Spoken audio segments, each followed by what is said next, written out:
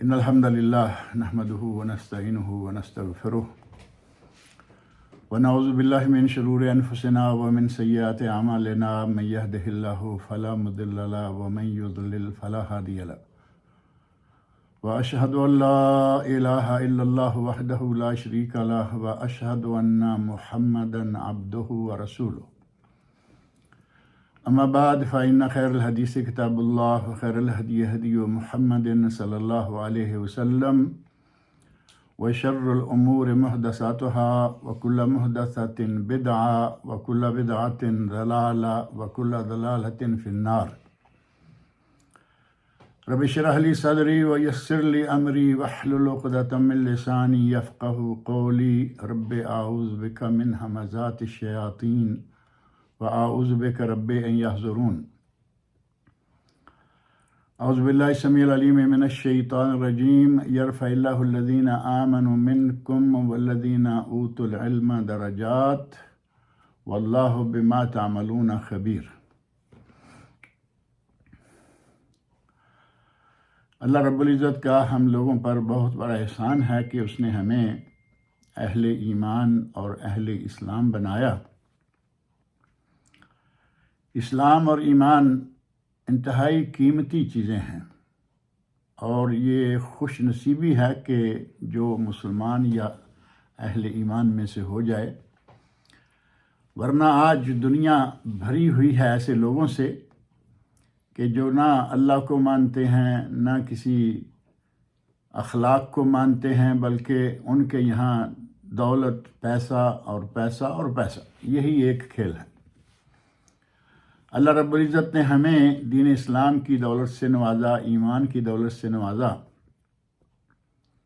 اور ہمیں اللہ رب العزت نے قرآن کریم میں یہ بھی بتایا کہ اگر مسلمان ہے، اہل ایمان میں سے ہے، اور ساتھ ساتھ ہی وہ اہل علم میں سے بھی ہے، تو اس کو اللہ رب العزت بڑے درجات سے نوازتا ہے، جیسا کہ سورۃ المجادلہ کی آیت نمبر 11 میں نے ابھی پڑھی ہے، یرفع اللہ الذین آمنوا منکم والذین اوتوا العلم درجات، جو لوگ تم میں سے ایمان لائے اور علم دیے گئے، اللہ رب العزت ان کے درجات کو بلند کرتا ہے۔ واللہ بما تعملون خبیر، اللہ جو کچھ تم کرتے ہو اس کی خبر رکھنے والا ہے۔ ایمان کے ساتھ علم، اور علم کا مقام اور مرتبہ قرآن کریم میں ایک دو نہیں بہت ساری جگہوں پر علم کا ذکر آیا، بلکہ اگر یہ کہا جائے کہ پہلی وحی اور پہلی وحی کا پہلا لفظ، اس کا تعلق ہی پڑھنے لکھنے سیکھنے سے ہے، جیسا کہ معروف ہے وہ پہلی وحی کی 5 آیات، جس میں سے پہلی آیت جو ہے وہ ہے اقرأ بسم ربک الذی خلق، پڑھیے۔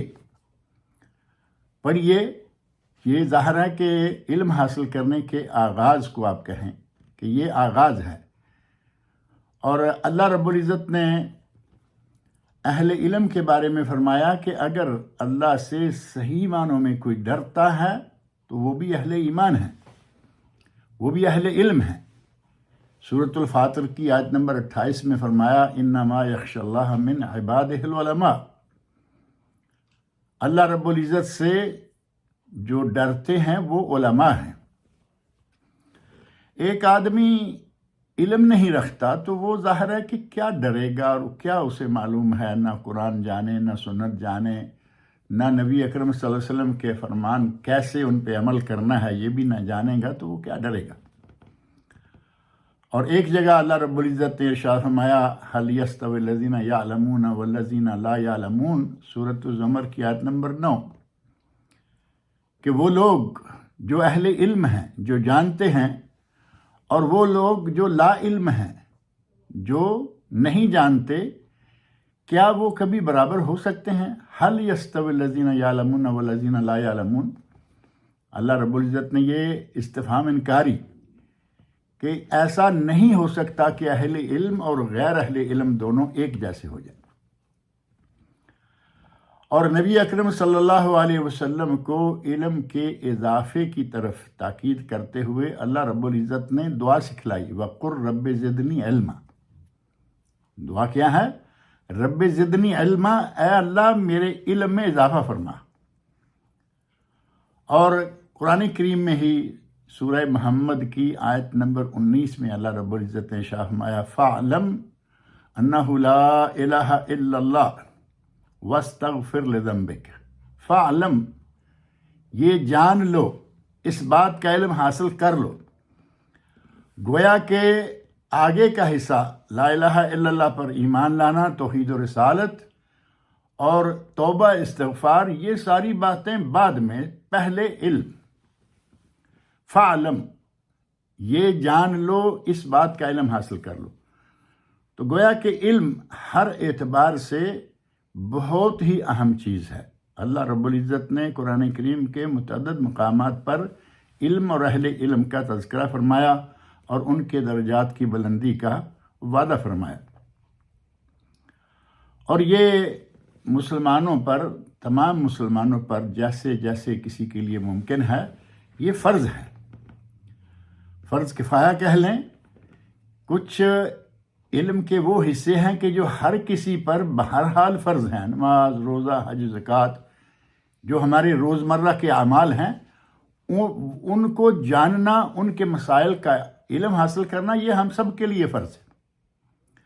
اور علم کی طول طویل جو بحثیں ہیں یا مختلف علوم و فنون ہیں، اس کے لیے اگر کہا جائے کہ وہ فرض کفایہ ہے کہ وہ ایک طائفہ، ایک جماعت، ایک گروہ علم حاصل کر لے تو وہ کافی ہے۔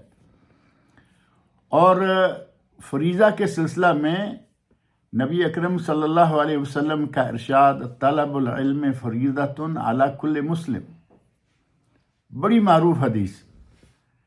اس کی سند پر کلام کیا گیا، کسی نے ضعف کی طرف اشارہ کیا، لیکن کبار محدثین کرام نے کہا کہ اس میں اگر لفظ مسلمہ کو شامل نہ کیا جائے، طالب العلم فریضۃ علی کل مسلم و مسلمہ، مسلمہ کا لفظ نکال دیں تو باقی صحیح لغیرہ یا کم از کم حسن درجہ کی ہے۔ اور مسلمہ کا لفظ نکالنے سے کوئی فرق بھی نہیں پڑتا، کیونکہ جب مطلقاً کلمہ مسلم آئے تو اس میں مسلمان مرد اور مسلمان عورتیں سبھی شامل ہوتے ہیں۔ اور سنن ابو داؤد، اسی طرح ترمذی، ابن ماجہ اور مسند امام احمد میں نبی اکرم صلی اللہ علیہ وسلم کا ارشاد بڑا معروف، العلماء ورثۃ الانبیاء، ان العلماء ورثۃ الانبیاء، علماء جو ہیں وہ انبیاء کے وارث۔ اور اسی حدیث میں ہے، وَإِنَّ الْمَلَائِكَةَ لَتَضَعُ أَجْنِحَتَهَا رِدًا لِطَالِبِ الْعِلْمِ، علم حاصل کرنے کے لیے جو آدمی کوشش کرتا ہے، علم کے لیے نکلتا ہے، اللہ کے فرشتے اس کے لیے پاؤں بچھاتے ہیں، اس کے لیے پر بچھاتے ہیں۔ اب اس کے بارے میں کہا گیا، بعض اہل علم نے کہا کہ پر بچھانے سے مراد ایک تو حقیقی ہے کہ وہ پر بچھاتے ہیں تاکہ طالب علم ان پر سے گزرے اور اسے دنیا کی، زمین کی گرد و غبار چھوئے تک نہیں، اور بعض نے کہا کہ اس سے مراد یہ ہے کہ وہ طالب علم کے لیے، علم اس کے ساتھ سیکھنے کے لیے اپنے پروں کو روک دیتے ہیں۔ بہرحال یہ ایک بہت ہی بڑی بات ہے کہ طالب علم کے لیے فرشتے پر بچھاتے ہیں۔ اور ساتھ ہی فرمایا، وَإِنَّ الْعَالِمَ لَيَسْتَغْفِرُ لَهُ مَنْ فِي السَّمَاوَاتِ وَمَنْ فِي الْأَرْضِ، عالم کے لیے بخشش طلب کرتی ہے ہر وہ چیز جو آسمانوں میں ہے یا زمینوں میں ہے، وَالْحِيتَانُ فِي جَوْفِ الْبَحْرِ، حتیٰ کہ سمندر کی لہروں کے نیچے، پانیوں کی تہوں میں جو مچھلیاں ہیں، وہ بھی عالم کے لیے استغفار یعنی مغفرت طلب کرتی ہیں۔ اور ساتھ فرمایا، وَإِنَّ فَضْلَ الْعَالِمِ عَلَى الْعَابِدِ كَفَضْلِ الْقَمَرِ لَيْلَةِ الْبَدْرِ عَلَى سَائِرِ الْكَوَاكِبِ، عالم کو اللہ نے عامی پر اتنی فضیلت دی ہے جتنی 14ویں رات کے چاند کو باقی کے ستاروں پر فضیلت حاصل ہوتی ہے۔ بہت بڑا مقام۔ اللہ رب العزت نے علم کو بہت ہی اہمیت دی. نبی اکرم صلی اللہ علیہ وسلم نے علم کو بہت اہمیت دی، حتیٰ کہ فرمایا وَمَن يُرِدِ اللَّهُ خَيْرًا مَن يُرِدِ اللَّهُ خَيْرًا يُفَقِّهُ فِي الدِّينِ. صحیح بخاری. اللہ جس کے ساتھ بھلائی کرنا چاہتا ہے، اللہ جس کے ساتھ بھلائی چاہتا ہے، اللہ رب العزت اس کے لیے یفقہ فی الدین، اسے دین میں فقاہت عطا کر دیتا ہے.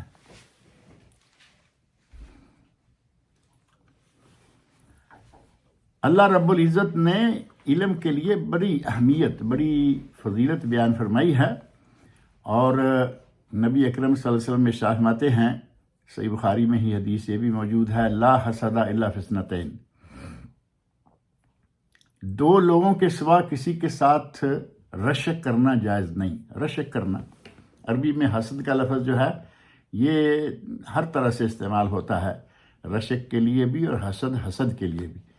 تو یہاں رشک ہے کہ اللہ رب العزت بندے کو جو علم عطا کرتا ہے، یا بندے کے لیے نبی اکرم صلی اللہ علیہ وسلم ارشاد فرماتے ہیں کہ لا حسد الا فی اثنتین. یہ صحیح بخاری شریف کی یہ بھی حدیث ہے، لا حسد الا فی اثنتین. رشک صرف دو کاموں میں، دو باتوں میں، دو آدمیوں کے ساتھ کیا جا سکتا ہے. کون کون دو آدمی؟ رجل آتاہ اللہ مالا فسلطہ علی ہلکتہ فی الحق. اللہ نے اگر کسی کو مال دیا ہے تو وہ مال اسے عطا کیا اور اسے اس مال کو حق کی راہ میں، اللہ کی راہ میں فی سبیل اللہ خرچ کرنے کی توفیق بھی عطا کر دی. ایسے آدمی کے ساتھ رشک کرنا جائز ہے. اور دوسرا فرمایا وآخر آتاہ اللہ حکمہ فہو یقضی بہا ویعلمہا. دوسرا آدمی وہ ہے جسے اللہ نے علم و حکمت عطا کی اور وہ اسی علم و حکمت کے ذریعے فیصلے کرتا ہے اور وہ دوسرے لوگوں کو بھی وہ سکھلاتا ہے. گویا کہ علم کا بہت ہی بڑا مقام ہے، اور ہمیں چاہیے کہ اپنے بچوں میں علم کا شوق پیدا کریں، علم کی طرف ان کی رغبت بڑھائیں. اور علم کوئی ایسا بھی نہیں ہے کہ آدمی کہے کہ یہ صرف بچپن میں ہی سیکھا جا سکتا ہے. علم زندگی کے ہر مرحلے میں، کوئی بچہ ہے، کوئی جوان ہو گیا، کوئی حتیٰ کہ بوڑھا ہو گیا، بوڑھے لوگوں کا علم حاصل کرنا معروف ہے. یہ الگ بات ہے کہ آدمی ہمت ہار بیٹھے اور کہے کہ نہیں جی اب ہماری زبان پہ نہیں چڑھتا. انہی لوگوں سے جو کہتے ہیں کہ ہماری زبان پہ نہیں چڑھتا، انہی لوگوں سے کہیں کہ یہ ایک چھوٹا سا کورس ہے کر لیں تو آپ کی سیلری میں اضافہ ہو جائے گا، وہ فوری طور پہ کورس کر لیں گے کیونکہ وہاں سیلری میں اضافہ ہو رہا ہے. اور یہاں اگر کہا جائے کہ چھوٹی سی دعا ہے سیکھ لیں تو کہیں گے جی نہیں اب ہماری زبان بڑے ہو گئے ہیں، ہماری زبان پہ نہیں چڑھتا، جو کہ محض ایک بہانہ ہے. بچپن سے لے کر آخر عمر تک علم کو سیکھتے رہنا چاہیے. اور وہ ایک روایت اس سلسلہ میں بڑی معروف بیان کی جاتی ہے جو کہ من گھڑت ہے، جعلی ہے، اطلب العلم من المہد الی الہد. مفہوم کے طور پر بھی وہ مناسب نہیں لگتی، کیونکہ گہوارے میں جو بچہ ابھی دودھ پیتا ہے وہ کون سا علم حاصل کرے گا؟ دودھ پیتا بچہ اور گہوارے میں بچہ ہے تو وہ کس مدرسے میں جائے گا، کہاں جائے گا؟ البتہ اس کی ماں جو ہے جیسے ہی بولنا شروع کرے وہ اس کو اچھے کلمات سکھلائے. لیکن یہ روایت جو ہے یہ ثابت نہیں ہے. اور بچے کو علم حاصل کرنے کی طرف رغبت دلائیں، اور صرف علم حاصل کرنے کی طرف رغبت دلانا ہی کافی نہیں، بلکہ جن سے وہ علم سیکھے گا، یعنی اس کے اساتذہ کرام ہیں، اگر بچی ہے تو اس کی استانیہ ہیں، ٹیچرز جو ہیں، ان کا ادب و احترام کرنا ان کے لیے بہت ہی اہم ہے. یہ ایک ایسی چیز ہے کہ جسے ہمارے یہاں آج کل خاص طور پر جو نئی تعلیم آئی ہے، جسے عصری تعلیم کہہ سکتے ہیں، اسکولوں اور کالجوں کی تعلیم، اس تعلیم میں یہ چیزیں گویا کہ پائی ہی نہیں جاتی، سکھائی ہی نہیں جاتی کہ استاد کا بھی کوئی مقام ہے یا نہیں ہے. جبکہ اس سلسلہ میں بہت سارے واقعات سلف صالحین امت کے ملتے ہیں کہ انہوں نے استاد کا بہت ہی احترام کیا، بڑا مقام ان کا مانا اور عزت کی، ادب کیا. حتیٰ کہ خلفاء وقت کے خلیفہ کے بچے استاد کے جوتے سیدھے کرتے رہے. اب اس سے بڑھ کر اور کیا ہو سکتا ہے؟ اور ساتھ ہی طالب علم بچوں کو یہ بھی بتانا چاہیے کہ حصول علم یا طلب علم کے لیے کون کون سے آداب ہیں، تاکہ بچے کو معلوم ہو کہ ہم نے علم سیکھنا ہے تو اس کے لیے کچھ آداب ہیں، اور وہ کون کون سے آداب ہیں. اس سلسلے میں سب سے پہلی اور بنیادی چیز جو ہے وہ ہے نیت کا صحیح ہونا. علم حاصل کرے آدمی تو وہ علم حاصل کرنے کے لیے ہو، دولت کمانے کے لیے نہ ہو. ظاہر خاص طور پر یہ معاملات جو ہیں وہ دینی علم سے تعلق رکھتے ہیں. دنیاوی علم جائز ہے، یہ بات ذہن میں رکھیں کہ دنیاوی علم حاصل کرنا جائز ہے. کوئی انجینئرنگ پڑھے، کوئی میڈیکل پڑھے، کوئی دوسری ایگریکلچر پڑھے، جائز ہے، لیکن پہلے دینی تعلیم. پہلے ایک مسلمان ہو پھر انجینئر، پہلے صحیح معنوں میں مسلمان ہو پھر ڈاکٹر، پہلے صحیح معنوں میں مسلمان ہو اور پھر اس کے بعد ماہر تعلیم ہو، پروفیسر ہو، لیکچرار ہو، کوئی بھی ہو، پہلے دینی تعلیم. تو دینی تعلیم حاصل کرنے کے لیے، حتیٰ کہ دوسری تعلیم کے لیے بھی، طالب علم کی نیت صحیح ہونی چاہیے کہ ہم اپنی اصلاح کے لیے، اپنے گرد و نواح کے لوگوں کی اصلاح کے لیے اور اللہ کی رضا کے لیے علم حاصل کر رہے ہیں. نیت صحیح نہیں ہوگی تو پھر وہ کوئی فائدہ نہیں دے گی. حتیٰ کہ امام بخاری رحمہ اللہ نے صحیح بخاری میں جو پہلی حدیث درج کی ہے وہ انما الاعمال بالنیات، یہی حدیث ہے کہ اعمال کا دار و مدار نیتوں پر ہے. اگر نیت صحیح ہے تو بیڑا پار، اور اگر نیت ہی خراب ہے تو پھر کیا ہو.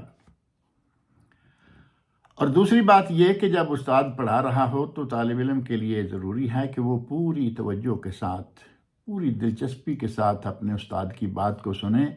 یہ نہیں کہ ادھر استاد پڑھا رہا ہے اور پیچھے طالب علم نے موبائل کھولا ہوا ہے اور سائلنٹ پہ رکھا ہوا ہے تاکہ آواز نہ کسی کو جائے، اور اس میں سے نکال کر کچھ اپنی مرضی کی چیزیں دیکھ رہا ہے. یہ کیا سیکھے گا؟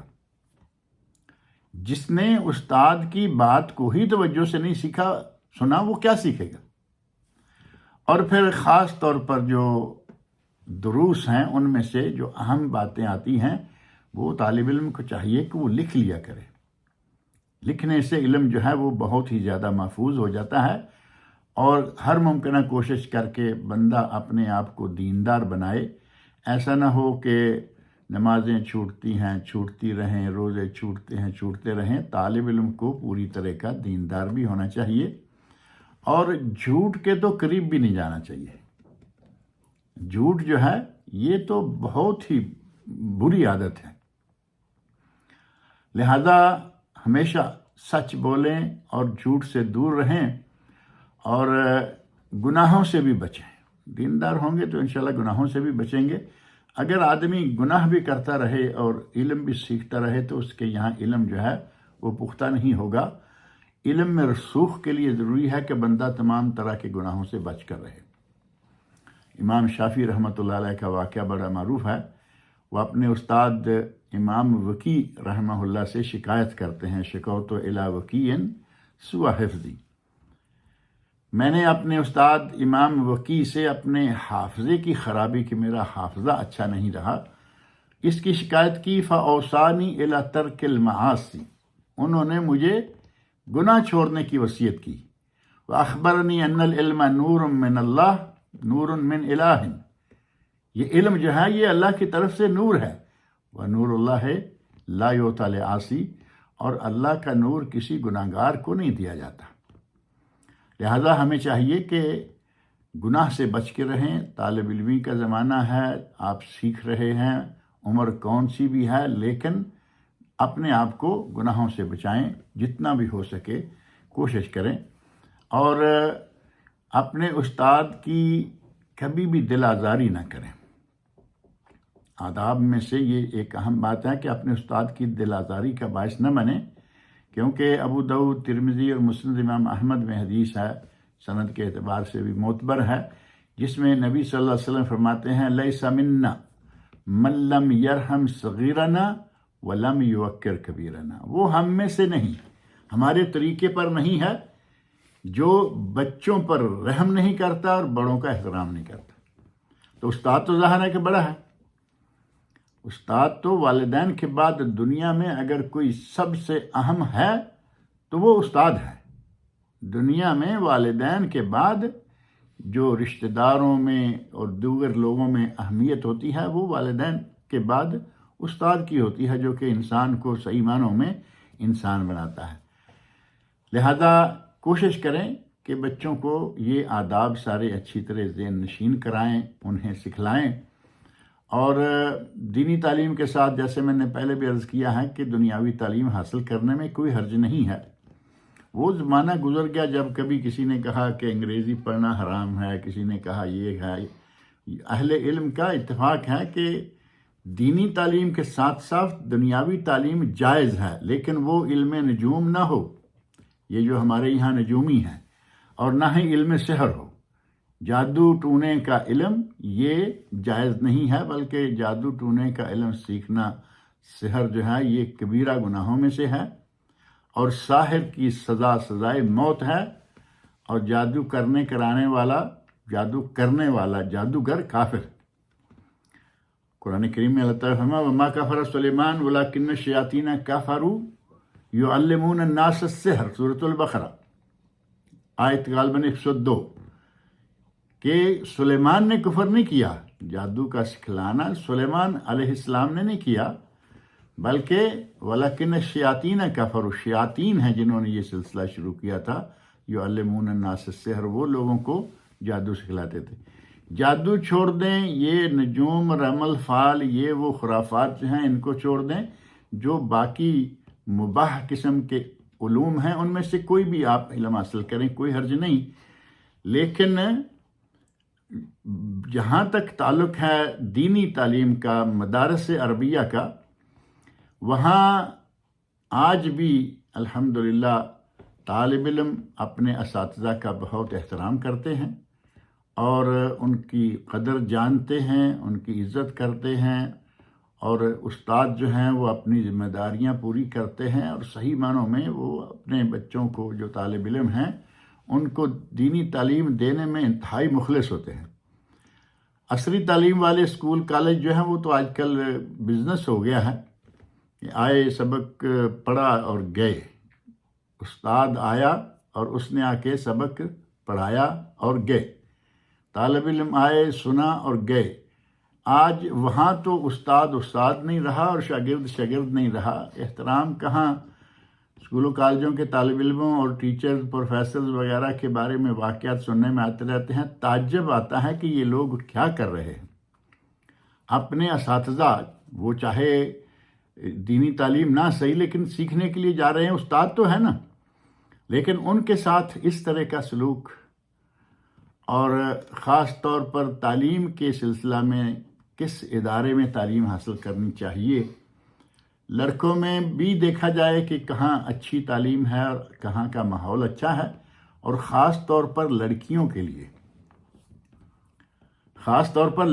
لیے یہ دیکھنا ہوگا کہ یہ کالج، یہ سکول گرلز ہے یا یہاں مکس مرد بھی ہیں عورتیں بھی ہیں، لڑکیاں بھی ہیں لڑکے ہیں، مخلوط تعلیم جسے کو ایجوکیشن کہتے ہیں. اگر کو ایجوکیشن والا کوئی اسکول کالج ہے، اپنی بیٹی کو وہاں کبھی بھی داخل نہ کریں. اور اس کے نتائج جو ہیں وہ دنیا جانتی ہے بہت، کہ کلاس کے اندر بھی خباستیں ہوتی ہیں، کلاس کے پہلے بھی، کلاس کے بعد بھی. اور پھر بچی پر نظر رکھنا چاہیے کہ وہ اسکول گئی ہے، کالج گئی ہے. کالج اسکول تو گرلز کالج ہی ہے، لیکن وہ اسکول کالج میں ہی ہے یا کہیں اور ہے. ایسی شکایات کئی سنی گئیں کہ بچی گھر سے اسکول کے نام سے نکلتی ہے یا کالج کے نام سے، اور وہ راستے میں کہیں کسی اور طرف نکل جاتی ہے. ہوٹلوں میں جا رہے ہیں، کھانے کھا رہے ہیں، ساتھ لڑکے ہیں. تو اس قسم کا معاملہ جو ہے یہ خاص طور پر اصلی تعلیم والے جو ہیں ان میں بہت ہے، جبکہ الحمدللہ دینی مدارس میں بہت سارے مدارس ایسے کھل چکے ہیں جو کہ خاص لڑکیوں کے لیے ہیں، جہاں بہت ہی احتیاطات اور بہت سی ذمہ داری کے ساتھ بچوں کی حفاظت کی جاتی ہے. لہذا ہمیں چاہیے کہ کوشش کر کے اپنے بچوں کو ایسے مدرسے، ایسے اسکول، ایسے کالج میں داخل کرائیں جہاں یہ عفت و عصمت کا جو نظام ہے اس کو محفوظ رکھنے کے تمام تر چارہ سازیاں جو ہیں وہ کی گئی ہوں۔ اور عربی مدارس کا جو کردار ہے وہ معروف ہے کہ اگر یہ مدارس جو ہمارے برصغیر پاک و ہند میں خاص طور پر انگریزوں کے دور میں ہی اہل علم نے مدارس دینیہ کھول دیے، اب ہزاروں مدارس ہیں، اور ہر ملک میں تقریباً اگر کہا جائے کہ پاکستان، انڈیا، بنگلہ دیش، ہزاروں کی تعداد میں لڑکیوں کے مدارس دینیہ، تو بچوں کو دینی تعلیم جو ہے بنیادی طور پر اس کی اہمیت بتائی جائے اور انہیں یہ چیزیں سکھلائی جائیں۔ اور دینی تعلیم کے ساتھ ساتھ ہی یہ بھی دیکھنا ہوگا کہ بچوں میں جو انحراف آ جاتا ہے، بچے راہ راست سے جو بھٹک جاتے ہیں، تو اس کی کیا وجہ ہے، ان وجوہات کا ازالہ کیا جائے، وہ کیا اسباب ہیں، ان اسباب کا سد باب کیا جائے کہ یہ کیوں بچوں میں انحراف کیوں پیدا ہو رہا ہے۔ اور اس کے اسباب میں سے پہلا سبب جو ہے وہ معروف ہے کہ فضول خرچی، بچے کو فضول خرچی کی عادت دے دینا، ضرورت ہے 1 روپے کی، اسے 10 پکڑا دیے، کھاؤ پیو، اور بچہ جو ہے وہ آج مزے سے کھا رہا ہے، پی رہا ہے، اپنے ساتھ دوست احباب کو بھی کھلا پلا رہا ہے، کل کو اسے آج ایک چیز میسر نہیں آتی، اب کیا ہوگا، وہ چونکہ کھانے پینے کا عادی ہو چکا ہے اور اسے اپنے گھر سے وہ حالات میسر نہیں ہیں کہ اب وہ کھلا کھائے اور پیے، تو وہ چوری چکاری کی عادت کی طرف چلا جائے گا، جو کہ بہت ہی بڑا نقصان ہوگا۔ اپنے ہاتھوں اپنا خرچہ کر کے ہم نے بچے کو غلط لائن پہ چڑھا دیا۔ اللہ رب العزت نے اس سلسلہ میں ہمیں بہت اعلیٰ قسم کی ہدایت دی ہیں کہ نہ تو فضول خرچ بنے اور نہ ہی بخیل ہو جائے۔ قرآن کریم میں اللہ رب العزت نے سورہ بنی اسرائیل کی آیت نمبر 29 میں فرمایا، وَلَا تَجْعَلْ يَدَكَ مَغْلُولَةً إِلَىٰ عُنُقِكَ، اپنے ہاتھوں کو اپنی گردن پہ نہ باندھ لیں، یعنی یہ نہیں ہے کہ خرچ کرنا ہی نہیں بالکل، بلکہ بخیل ہو جائیں۔ وَلَا تَبْسُطْهَا كُلَّ الْبَسْطِ، اور نہ ہی ہاتھوں کو اتنا کھلا چھوڑ دو، فَتَقْعُدَ مَلُومًا مَحْسُورًا، کل کلاں کو پھر تم فضول خرچی کے نتیجے میں خود محتاج ہو جاؤ اور اپنے آپ کو ملامت کرنے والے، یعنی پریشان ہو کے بیٹھ جاؤ، بلکہ ان دونوں کے درمیان کا راستہ اختیار کریں۔ اور جائز اشیاء میں فضول خرچی، حلال کھانا پینا ہے، حلال اشیاء استعمال ہیں، ان میں اگر کوئی فضول خرچی کرتا ہے تو وہ ہے فضول خرچی، جسے اسراف کہا گیا۔ قرآن کریم میں بھی یہ لفظ موجود ہے کہ اسراف نہ کرو، فضول خرچی نہ کرو، اور قرآن کریم میں ہی ایک دوسرا لفظ ہے تبذیر، اور ہمارے یہاں عموماً ترجمہ جو ہے وہ دونوں کا ایک ہی کر دیا جاتا ہے، اسراف بھی فضول خرچی اور تبذیر بھی فضول خرچی۔ سورۃ الاسراء بنی اسرائیل جو ہے اس کی آیت نمبر 26 اور 27 میں اللہ تعالیٰ نے فرمایا ہے، وَلَا تُبَذِّرْ تَبْذِيرًا، اور فضول خرچی نہ کرو بالکل مطلقاً، وَلَا تُبَذِّرْ تَبْذِيرًا، إِنَّ الْمُبَذِّرِينَ كَانُوا إِخْوَانَ الشَّيَاطِينَ، جو فضول خرچی کرنے والے ہیں وہ شیطانوں کے بھائی ہیں، وَكَانَ الشَّيْطَانُ لِرَبِّهِ كَفُورًا، اور شیطان تو اپنے رب کا ناشکرا ہے۔ اب یہاں اسراف جائز اور حلال چیزوں میں حد سے آگے بڑھ جانا فضول خرچی، اور تبذیر ناجائز اور حرام چیز پہ چاہے 1 روپیہ خرچ کرے گا یہ تبذیر شمار ہوگا۔ گویا کہ اسراف اور تبذیر دونوں فضول خرچی ہیں، لیکن دونوں میں بنیادی فرق یہ ہے کہ حلال چیزوں میں فضول خرچی ہے تو اسراف، اور حرام چیز میں فضول خرچی ہر حال میں ہی فضول خرچی ہے، چاہے آپ 1 ریال 1 روپیہ بھی کیوں نہ خرچ کریں گے وہ فضول خرچی ہی شمار ہوگا۔ لہذا بچے کو بگاڑنے میں اس کی بلا ضرورت جو مانگیں ہیں وہ پوری کرنا، وہ اسے بھی غلط راہ پہ چڑھا سکتا ہے۔ حد کے اندر نہ فضول خرچی اور نہ ہی بخل، کیونکہ بخل جو ہے وہ بھی یقیناً باپ مالدار ہے اور بچوں کو حتیٰ کہ بیوی کو بھی وہ خرچ کرنے کے لیے پورا نہیں دیتا تو کیا ہوگا؟ بیوی بھی چوری کر کے کچھ نہ کچھ گھر سے اپنا کام چلائے گی، بچے چوری کریں گے، آج اپنے گھر سے کر رہے ہیں، کل کہیں اور سے بھی کرنا شروع ہو جائیں گے۔ بچے کو گویا کہ ہم نے خود چوری کرنے پر لگا دیا، جبکہ گھر والوں پر خرچ کرنا صدقہ اور ثواب ہے۔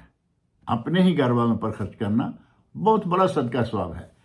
نبی اکرم صلی اللہ علیہ وسلم نے فرمایا کہ ایک آدمی فی سبیل اللہ دینار خرچ کرتا ہے، ایک آدمی کسی غلام کو آزاد کرنے کے لیے درہم خرچ کرتا ہے، کوئی کسی مسکین کو خرچ دیتا ہے، درہم خرچ کرتا ہے۔ ان سارے درہموں سے بہترین درہم کون سا ہے؟ اعظمھا اجرا الذی انفقتہ علی اہلک۔ ان میں سے سب سے اہم اجر، سب سے زیادہ اجر والا درہم وہ ہے جو آپ نے اپنے گھر والوں پہ خرچ کیا۔ بیوی پہ خرچ کریں، اپنے بال بچوں پہ خرچ کریں، صدقہ بھی ہے، ثواب بھی ہے، نیت صرف اللہ کی رضا کی ہو۔ حتیٰ کہ صحیح بخاری اور صحیح مسلم میں حدیث موجود ہے جس میں آپ ارشاد فرماتے ہیں حتیٰ ما تجعل فی امرأتک، یہاں تک کہ تم جو اپنی بیوی کے منہ میں لقمہ دو گے، یعنی بیوی کو کھلاؤ گے پلاؤ گے، وہ بھی صدقہ اور ثواب ہے۔ لہذا نہ فضول خرچی اور نہ بخل، بلکہ درمیانی حد جو ہے وہ ہمیشہ اختیار کرنی چاہیے، دولت چاہے کتنی بھی کیوں نہ ہو۔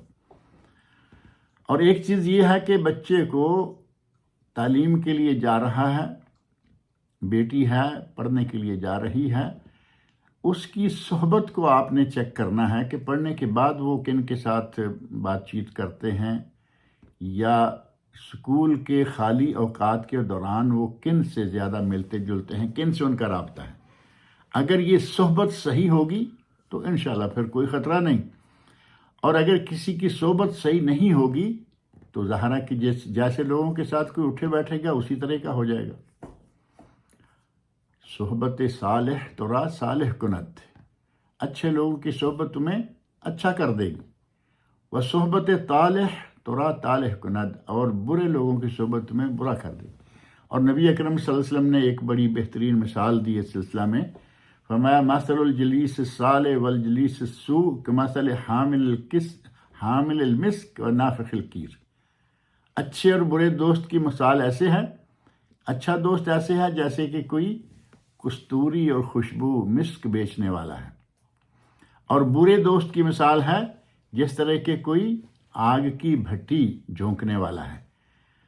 فرمایا کہ اگر آپ کسی عطار کے ساتھ، عطریات خوشبوئیں بیچنے والے کے ساتھ تعلق رکھتے ہیں تو آپ اس سے خریدیں گے، خوشبو خرید لیں گے، اور اگر نہیں خریدیں گے، اس کے پاس بیٹھے ہیں تو آپ کو خوشبو آئے گی، بہترین خوشبو آئے گی، مشام جان معطر ہوں گے۔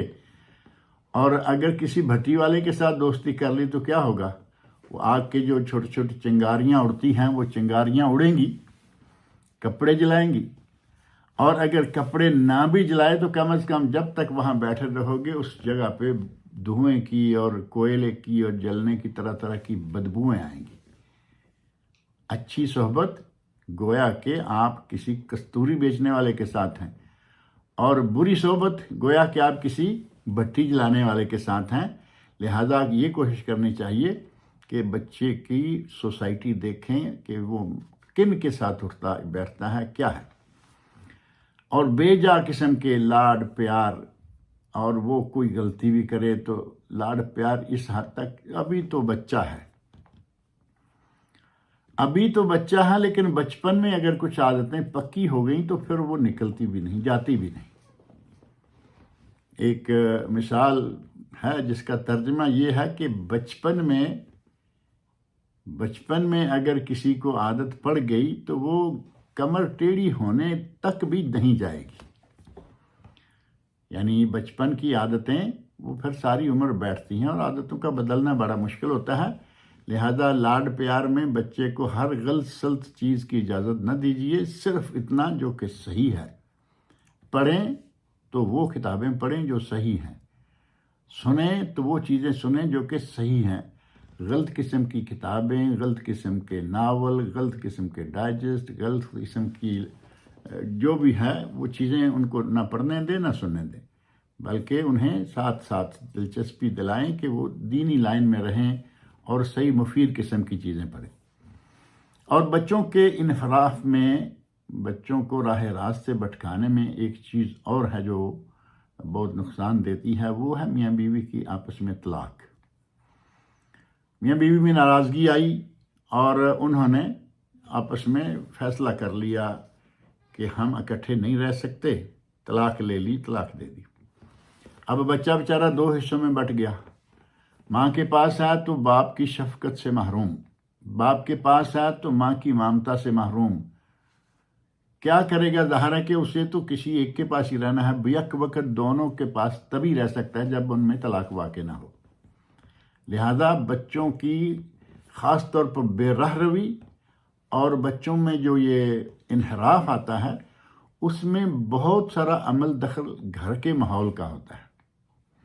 اگر ماحول طلاق تک پہنچ جائے تو ظاہر ہے کہ اس سے پہلے مراحل یقیناً بچہ دیکھ رہا ہوتا ہے، تو ایسے میں پھر بچے کئی ایسے واقعات ملتے ہیں کہ بچہ کسی نہ کسی نفسیاتی مرض میں مبتلا ہو گیا، یا بچہ جو ہے وہ پھر گھر ہی چھوڑ دیتا ہے، باہر دوست احباب میں ٹائم ضائع کرنا کہ گھر میں جاؤں گا تو اکیلی ماں ہے باپ ہے نہیں، گھر میں جاؤں گا اکیلا باپ ہے ماں ہے نہیں، اور اگر کوئی سوتیلا ماں یا باپ آ گئے تو ظاہر ہے کہ وہ ایک الگ سے مشکل پیدا ہو جاتی ہے۔ لہذا کوشش کی جائے کہ گھر میں مسئلہ مسائل کوئی پیدا ہو جاتا ہے تو اسے حل کریں، آپس میں حل کریں، تاکہ طلاق تک اس کی نوبت نہ آئے۔ طلاق تک نوبت آ گئی تو وہ بچوں کے انحراف کا ایک اہم سبب بنے گا۔ اور نہ ہی طلاق تو دور کی بات ہے، کچھ لوگ جو ہیں وہ ویسے ہی گھر میں ہر وقت جنگ کا سا ماحول بنائے رکھتے ہیں، معمولی بات پر شوہر جو ہے وہ چڑھ دوڑتا ہے، گالی گلوچ، مار پیٹ۔ یہ معاملہ جو ہے والدین کا اس طرح لڑتے جھگڑتے رہنا، یہ بھی بچوں میں بگاڑ پیدا کر دیتا ہے۔ بچوں کی جو نفسیاتی کیفیت ہے اس پر یہ بہت اثر انداز ہوتے ہیں۔ وہ بچہ پڑھے گا کیا جو بیچارہ ہر وقت دیکھتا ہے کبھی ماں گالیاں دے رہی ہے، باپ موجود نہیں، اور کبھی باپ ماں کی موجودگی میں، بچوں کی موجودگی میں گالیاں بھی دے رہا ہے، ہاتھ بھی اٹھا رہا ہے، وہ بیچارہ کیا تعلیم حاصل کرے گا؟ آپس میں میاں بیوی کو انتہائی پیار، محبت اور سلوک کے ساتھ رہنا چاہیے، تاکہ گھر کے ماحول کا اور میاں بیوی کے ماحول کا آپس میں خاص طور پر جھگڑے اور لڑائیوں کا اور گالی گلوچ کا اثر بچوں پر نہ آئے۔ اور اسی طرح اگر میاں بیوی دونوں اپنے اپنے حقوق اور اپنے اپنے فرائض ادا کریں اور حقوق حاصل کریں تو گھر میں بیلنس رہے گا، میاں بیوی دونوں خوش بھی رہیں گے، بچے بھی خوش رہیں گے۔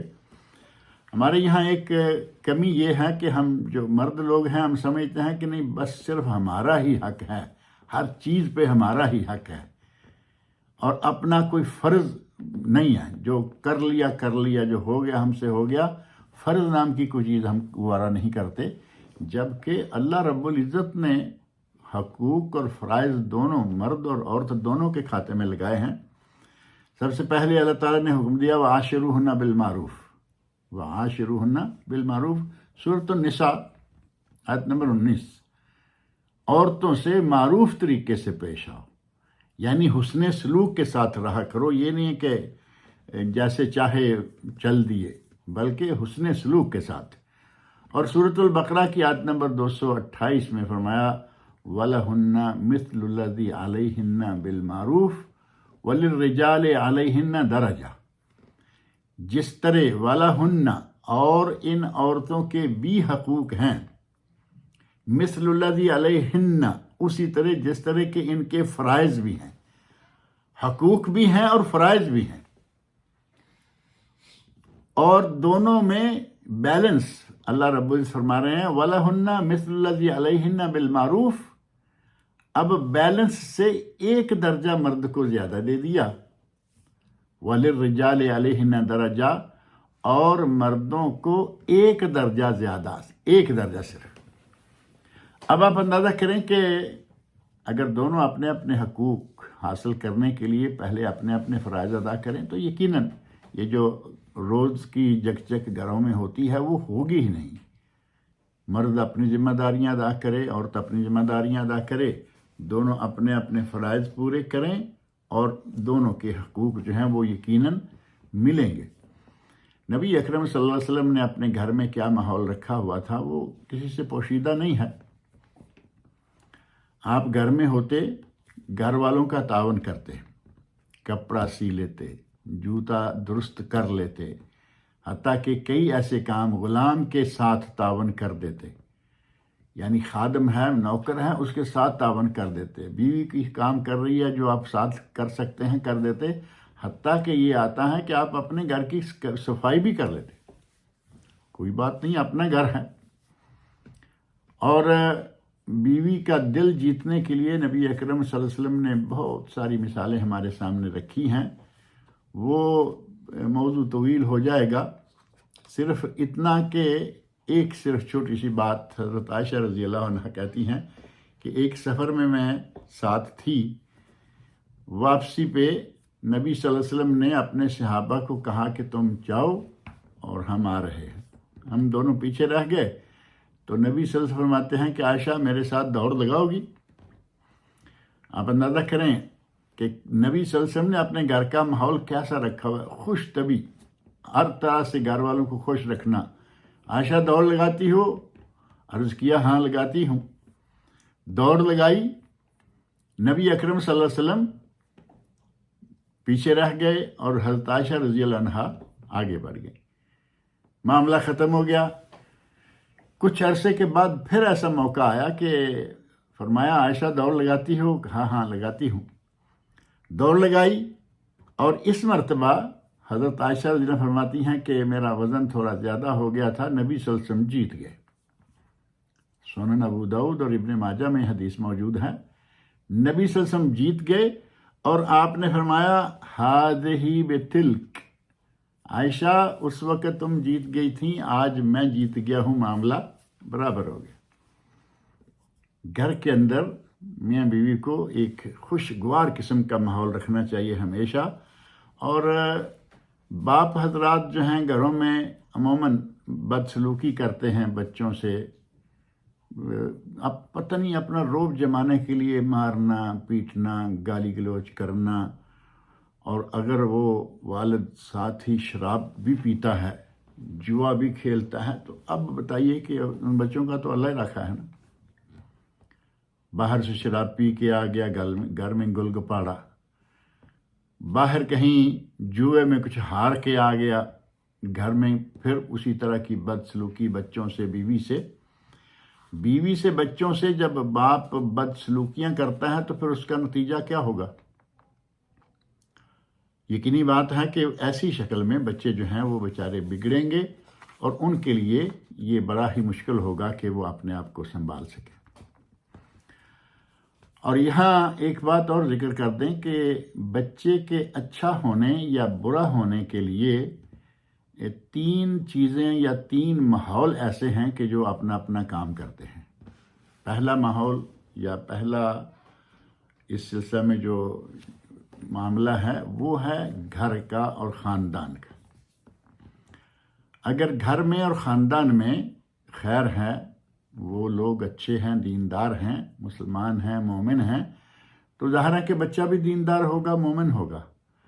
بچے کی تعلیم جو ہے وہ اسلامی ہوگی، بچے کی تعلیم جو ہے وہ دینی ہوگی، عربی ہوگی، اچھی جان پہچان دین سے ہوگی، چاہے سادہ دنیاوی تعلیم بھی حاصل کرے.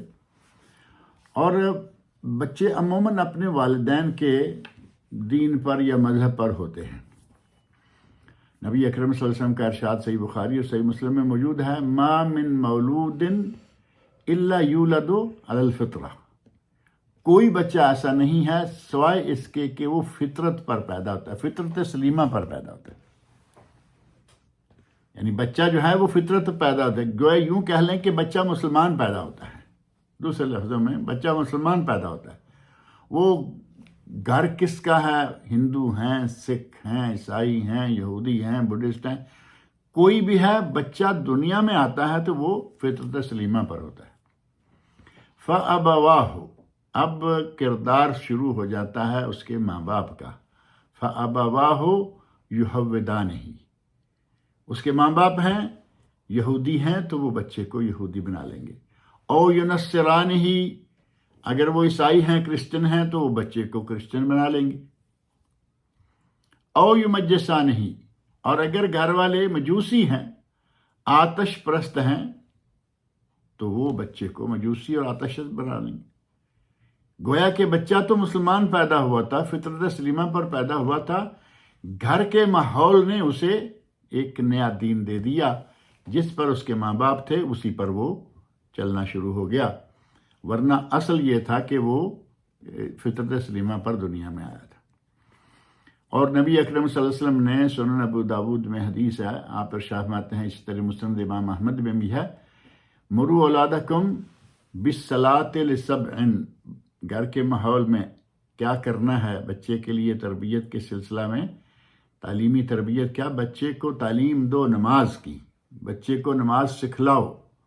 بچے کو ہوش سنبھالتے ہی ٹوینکل ٹوینکل لٹل اسٹار نہیں، بچے کو لا الہ الا اللہ سکھلاؤ، بچے کو سبحان اللہ الحمدللہ اللہ اکبر سکھلاؤ، نماز کیا ہے، روزہ کیا ہے، یہ چیزیں سکھلاؤ. اور نبی اکرم صلی اللہ علیہ وسلم کا یہ ارشاد، مرو اولادکم بالصلاۃ لسبع، بچہ جب 7 سال کا ہو جائے تو اسے نماز پڑھنے کا حکم دو. اب اگر باپ نمازی ہے، بچہ 5-7 سال کا ہو گیا، سمجھدار ہو گیا، اسے معلوم ہے کہ مسجد کے آداب کیا ہیں، اسے معلوم ہے کہ نماز کیا ہے، تو وہ نماز پڑھنا شروع کرے. شوہر اپنے ساتھ اپنے بچوں کو مسجد لے کے جائے، باپ اپنے بچوں کو مسجد میں لے کے جائے، لیکن جب وہ سمجھدار ہو جائے. بعض لوگ اس حدیث کا مفہوم شاید نہیں سمجھ پاتے، سمجھتے ہیں کہ بچے کو کسی بھی عمر میں مسجد میں لے جائیں. کبھی کبھی بڑی کوفت والے مناظر دیکھنے کو ملتے ہیں کہ بچہ بیچارہ بڑی مشکل سے ابھی ہوش سنبھالا ہے، اسے مسجد میں لے آئے. اور کچھ ایسے ہیں کہ وہ بچہ ابھی چلتا بھی نہیں، یا کندھے پر باپ کی گود میں، یا مسجد کی زمین پر، فرش پر یا قالین پر. اب اس عمر کا بچہ ماں کے پاس تو ٹھیک ہے، لیکن باپ کو اپنے پاس لے کے آنا، پھر وہ بار بار اسی کے ساتھ مشغول ہے، کبھی اس کا کپڑا سیدھا کر رہے ہیں، کبھی اس کو اٹھتے کو بٹھا رہے ہیں، ادھر سے ادھر کر، اپنا جمعہ جو ہے وہ خراب کر لیں گے، نمازیں خراب کر لیں گے. اور کچھ وہ بچے آتے ہیں ساتھ میں کہ جو بھاگ دوڑ شروع کر چکے ہیں، لیکن انہیں مسجد کیا ہے، جمعہ کیا ہے، جماعت کیا ہے، انہیں اس کی پرواہ کوئی نہیں. ایسے بچوں کو مسجد میں نہ لائیں جو دوسروں کے لیے بھی پریشانی کا اور تشویش کا باعث بنے.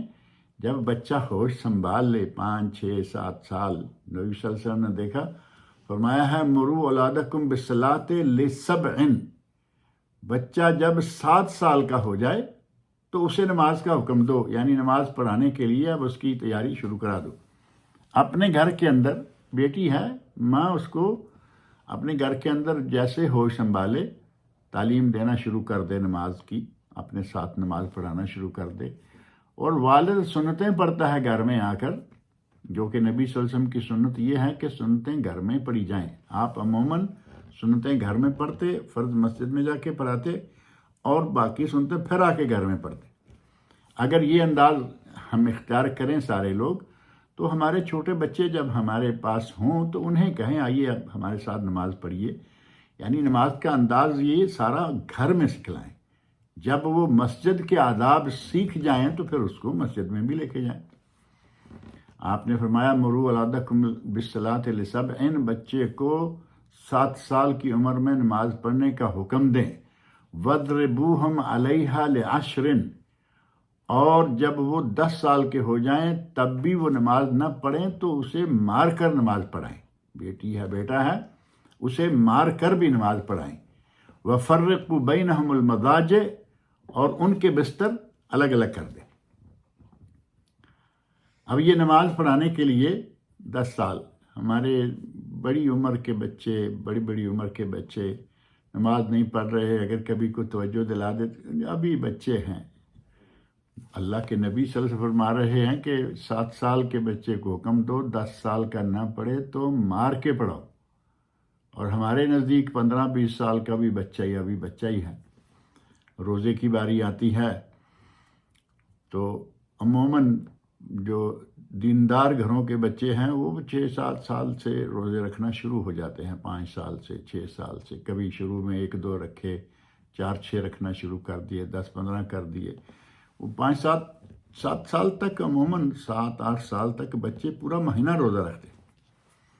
اور ہمارے وہ لوگ بھی ہیں جو کہیں گے جی نہیں ابھی بچہ ہے، نہیں ابھی بچہ ہے۔ بلکہ ایک مرتبہ میں نے کسی بڑے سمجھدار معروف آدمی سے یہ سنا کہ اپنے کسی درس میں کہہ رہے تھے جی بچوں کو مجبور کیوں کریں؟ عجیب بات ہے، اللہ کے نبی فرمائے مار کے نماز پڑھاؤ، اور ہمارے یہاں اب روزے کی باری آ جائے یا نماز کی تو مجبور کیوں کریں؟ آپ اس کو سکھلائیں، وہ خود سمجھ جائے گا کہ مجھے کیا کرنا ہے، اور اگر سکھلائیں گے نہیں تو پھر وہ تو ظاہر ہے کہ جس راہ پہ جائے گا اسی پہ رہے گا۔ اور دوسرا، گھر یا خاندان کے بعد جو بچے کے لیے اہم جگہ ہے یا بچے کو متاثر کرنے کے لیے اہم مقام ہے، وہ ہے مدرسہ۔ وہ مدرسہ ہو، وہ اسکول ہو، وہ کالج ہو، وہ یونیورسٹی ہو، کچھ بھی ہو، یہ وہ مقام ہے جہاں بچہ جو ہے وہ بہت کچھ سیکھتا ہے۔ اگر اسکول کالج کی باری ہے تو ظاہر ہے کہ کالج اس وقت بچے میچور ہو چکے، جوان ہو چکے ہیں، وہاں سے وہ جو کچھ اخذ کریں گے، والدین کو چاہیے کہ وہ تھوڑی سی نگرانی رکھیں کہ وہ کہاں جاتے ہیں، کن کن سے ملتے ہیں، ان کے دوست کون ہیں اور وہ کیسے ہیں۔ اگر کوئی دوست ایسا ہے کہ وہ تمباکو نوشی کرتا ہے، کوئی دوست ایسا ہے وہ شراب نوشی کرتا ہے، کوئی دوست ایسا ہے اس میں اور کئی طرح کی خرابیاں ہیں، فساد ہیں، بگاڑ ہیں، اپنے بچے کو اس سے ملنا جلنا روک دے، منع کر دے۔ اور اس مدرسے یا اسکول و کالج کے ماحول کے ساتھ جو بنیادی چیز ہے وہ ہیں ان کے استاد۔ اگر استاد جو ہیں وہ بااخلاق ہوں گے تو یقیناً وہ اپنے شاگردوں کو بھی اخلاق کا درس دیں گے، اپنے شاگردوں کو بھی یہ بتائیں گے کہ بھائی اخلاق کیا ہے، ہم نے کیسے رہنا ہے، کس طرح اٹھنا بیٹھنا ہے۔ اور اگر استاد ہی کچھ اس طرح کا ہوگا تو پھر بچے کا اللہ حافظ ہے، شاگرد کا اللہ حافظ ہے۔ اساتذہ کرام کو خاص طور پر یہ کوشش کرنی چاہیے کہ اپنے آپ کو اخلاق کے بلند مقام پر رکھیں۔ نبی اکرم صلی اللہ علیہ وسلم کے لیے تو اللہ تعالیٰ نے شہادت دے دی انک لعلی خلق عظیم، اے میرے نبی آپ خلق عظیم پر ہیں، خلق عظیم کے مالک ہیں۔ اساتذہ کرام کو، معلمین مدرسین کو بھی چاہیے کہ وہ بااخلاق رہیں، خاص طور پر بچوں کے سامنے۔ مان لیا کہ اکیلے میں جا کے وہ کیا کریں گے، کم از کم بچوں کے سامنے غلط سلط حرکات ہوں گی تو وہ بچے متاثر ہوں گے، اور ان بچوں کے پھر آئندہ غلط لائن پہ رہنے کا گناہ اس استاد کو جائے گا، کیونکہ جس طرح دال الخیر کے فاعل ہی ہے، اسی طرح جس نے کسی کو بری لائن پہ چڑھا دیا اس کا گناہ بھی اس کو پہنچتا رہے گا۔ اور ایک چیز ہے نصاب تعلیم۔ اگر مدرسے میں استاد بااخلاق ہے، لیکن استاد تو وہی پڑھائے گا کہ جو نصاب ہے، جو بچے کے لیے طے ہے کہ کورس میں کیا کیا کتابیں ہیں، کورس بکس۔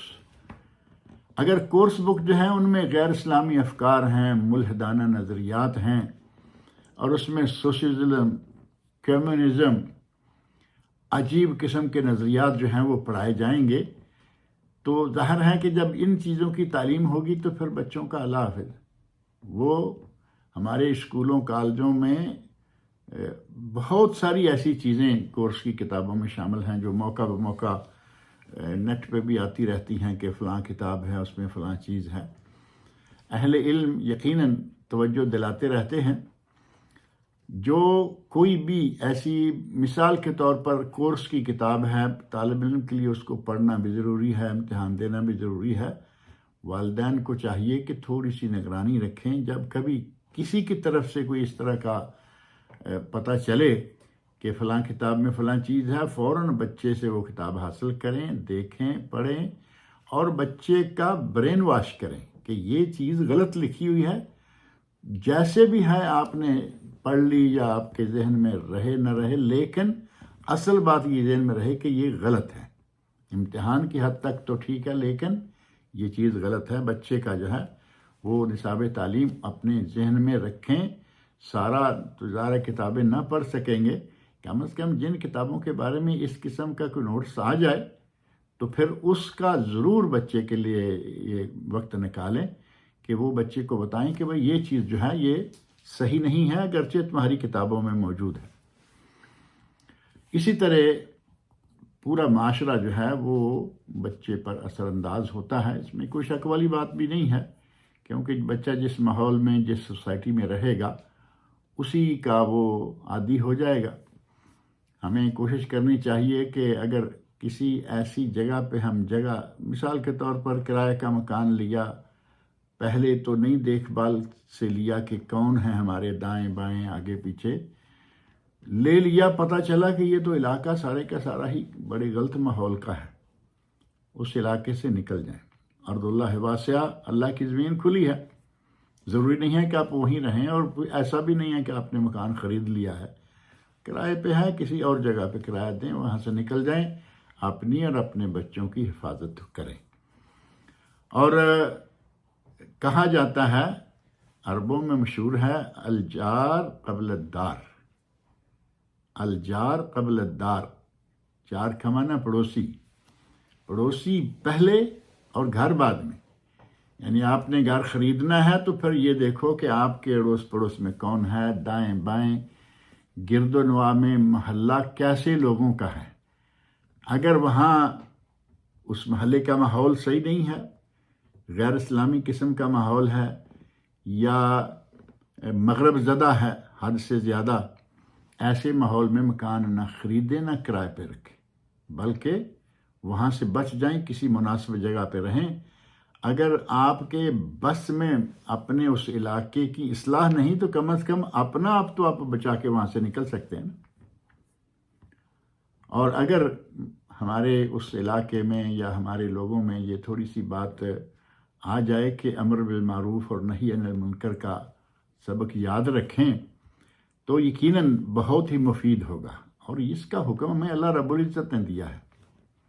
اللہ رب العزت نے سورہ آل عمران کی آیت نمبر 110 میں ارشاد فرمایا، کنتم خیر امت اخرجت للناس، تم بہترین امت ہو جو لوگوں کے لیے میدان میں لائے گئے ہو، اخرجت للناس تامرون بالمعروف وتنہون عن المنکر وتؤمنون باللہ، تم نیکی کا حکم دیتے ہو، برائی سے روکتے ہو، اور اللہ کی ذات پر ایمان رکھتے ہو۔